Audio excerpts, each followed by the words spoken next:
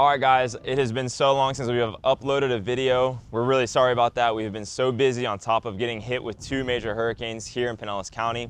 Breaking news, a brand new forecast just in moments ago for Hurricane Milton, which is heading right towards Florida as an extremely dangerous Category 5 hurricane. Hurricane Milton is currently in the process of making landfall. And take a look at this video just into the newsroom from Tropicana Field in St. Petersburg, where the stadium's rooftop has literally been torn apart by the winds from Hurricane Milton.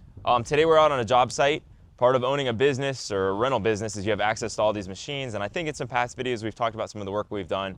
Well, we're going to bring you guys along with us today, show you some of the work that we're doing out here on the beach, and show you kind of what you have access to when you own all this type of equipment. In the years past, we've done a few projects here and there after tropical storms or hurricanes have hit Pinellas County.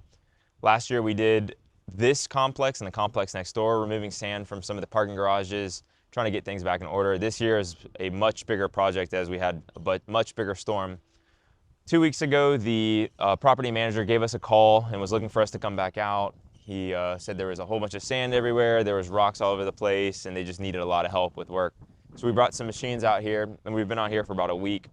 So we've been removing all the rocks from where a deck used to be that got ripped out during the storm, and we turned that into a nice sand path that the residents here are going to be able to go and access the beach and access the whole property from. Doing a lot of debris removal. There's trees down, there's cars stuck, there's bushes, there's every single thing you could think of is destroyed here.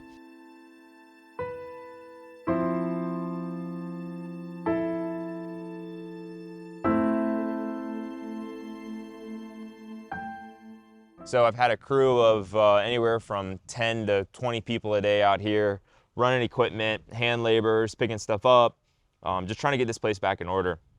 Today's Sunday. The residents are expecting to come back on Wednesday.